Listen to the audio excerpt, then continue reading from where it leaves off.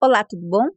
Hoje nós vamos falar um pouquinho sobre dicas para que você possa fazer a sua dissertação de mestrado, ou melhor, começar a escrever a sua dissertação de mestrado. Antes de mais nada, eu quero ressaltar aqui com você que a dissertação de mestrado é uma pesquisa que vai caminhar de acordo com a relação e os interesses entre o orientador e o orientando, ou seja, entre o professor responsável pela pesquisa e o atendimento às exigências por parte desse orientando.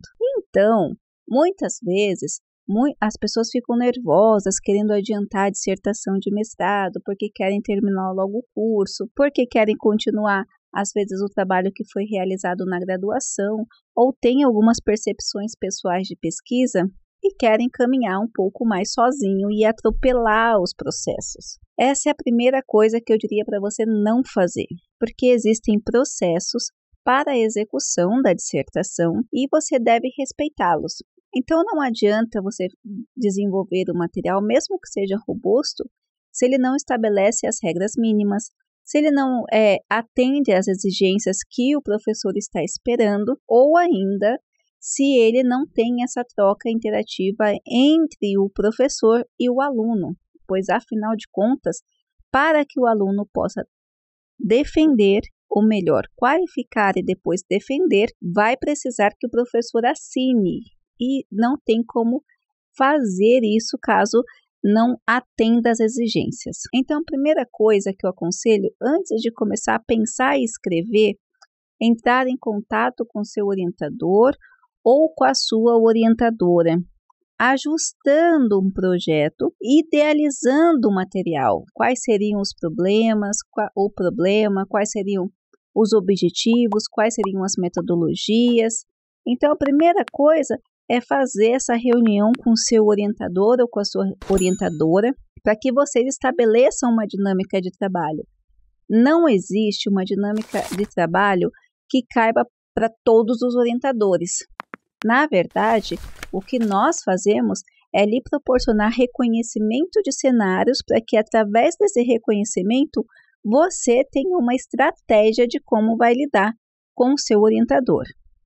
Ou a sua orientadora, é claro. Segundo ponto, fez essa reunião, reconheceu, estabeleceu, viu afinidades, viu como vai andar, converse com os colegas, veja como que funciona a orientação dessa pessoa, se gosta de ser mais presente, ausente, se deixa que você caminhe mais livre ou se vai direcionando passo a passo, você vai estabelecer a sua estratégia principal e até mesmo para que você possa organizar a sua rotina.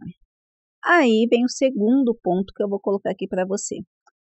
Faça o estado da arte. Por quê? A maioria das instituições tem que seguir a regra da CAPES. Na verdade, se você está no mestrado ou buscando um mestrado, esse é um dos primeiros requisitos. Você tem que estar dentro das ordenações do reconhecimento da CAPES, ou seja, para que você possa atuar de forma livre. E aí, uma das exigências é que seu trabalho seja inédito, contribua socialmente e que tenha uma relevância científica.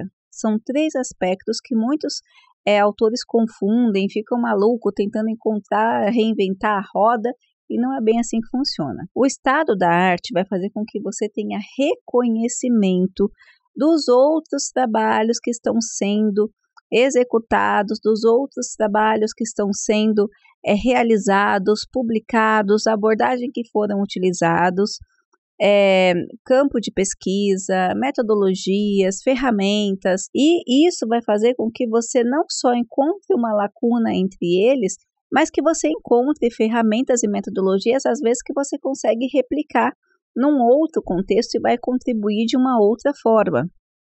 Então, o estado da arte vai te oferecer uma justificativa real e reconhecimento das outras pesquisas.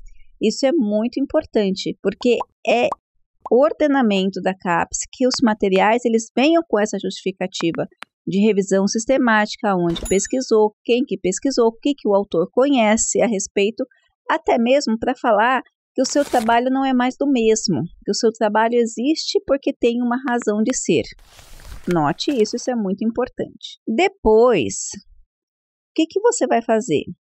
Com base nessa justificativa, nessa lacuna que você encontrou na pesquisa que você fez do estado da arte, você vai identificar um problema, para você começar a pensar num projeto de pesquisa sólido. Você começa a pesquisa pensando num problema.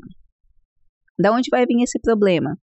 Dentre outros locais do próprio estado da arte, que vai te oferecer o reconhecimento da lacuna a ser atendida naquele campo de pesquisa. Então, veja, são anotações que você vai se preocupar antes, embora aqui a gente abre um parênteses para falar que o estado da arte é realizado através de uma pesquisa sistemática. Então, é importante que você anote todos os processos que você fez para demonstrar como que você chegou àqueles resultados de pesquisa e quais foram as bases que você pesquisou. O máximo que pode acontecer é você usar esse estado da arte não só para justificar o seu trabalho, mas também para escrever um artigo científico baseado nessa qualidade de busca que você teve. Importante notar isso. Aí, dentro desse estado da arte, dentro dessa lacuna, você vai encontrar um problema. O problema a ser resolvido, a ser investigado. Aí você vai ter um ponto a mais, que além de encontrar o problema, é traçar o objetivo geral e os objetivos específicos. O objetivo geral nada mais é do que resposta ao problema. Os objetivos específicos são os caminhos que você vai percorrer.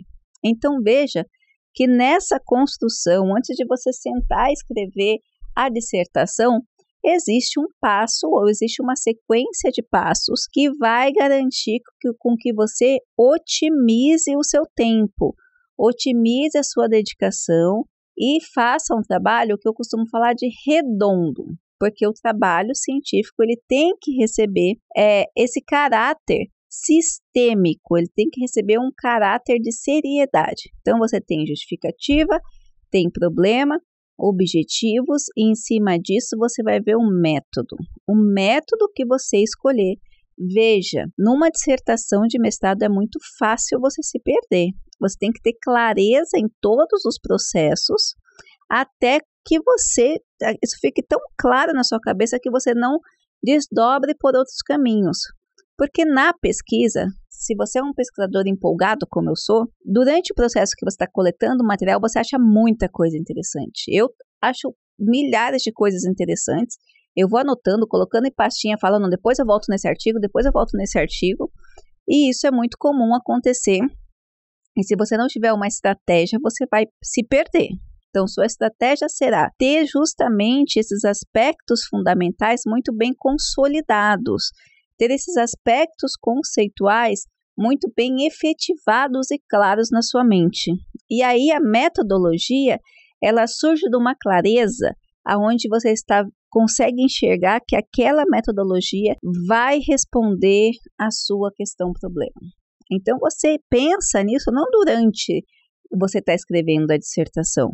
Você pensa isso antes de escrever a dissertação. Você pensa isso nesse momento em que você está começando a colocar uma sementinha a ser germinada para que você possa terminar com sua dissertação e, consequentemente, o seu nível de mestre. Então, essa metodologia, como eu falei, no próprio estado da arte, você já vai tendo ideias de muitas metodologias e você vai escolher e ajustar com o seu orientador ou a sua orientadora a metodologia que melhor serve para responder a sua pergunta. Isso é muito importante porque muitos alunos vão fazendo os trabalhos aleatoriamente. Aí vão, pesquisa, faz revisão bibliográfica, faz revisão bibliométrica, faz revisão sistemática, e o aluno fica com aquele emaranhado, aquele monte de materiais, quase uma colcha de retalho, e não sabe por que eles estão lá. Então, ele tem muitas vezes uma pergunta-problema norteadora, objetivos que não respondem ao problema e metodologias que não respondem nenhum dos dois, e aquele monte de material teórico. Então, antes de você pensar em escrever uma dissertação de mestrado, pense de forma estratégica. O que você tem que ter numa dissertação de mestrado? Como vai ser a sua dissertação de mestrado? Por que ela vai ser dessa forma? E aí você vai colocar isso na sua frente. Quando você falar em começar a redigir esses materiais, você vai ver que o desdobramento de um material que ele é feito de forma estratégica e organizada se dá com uma fluidez muito melhor do que aqueles que vão sendo construídos de forma desordenada, sem existência de um porquê, sem respeito de método e que depois o autor tem que voltar para poder compreender como fazer a dissertação e muitas vezes é até um retrabalho. Eu já vi inclusive aluno ser reprovado na qualificação por falta desses aspectos que eu estou trazendo para você, tá certo? Não se esqueça de deixar seu comentário, se inscrever no canal e até logo!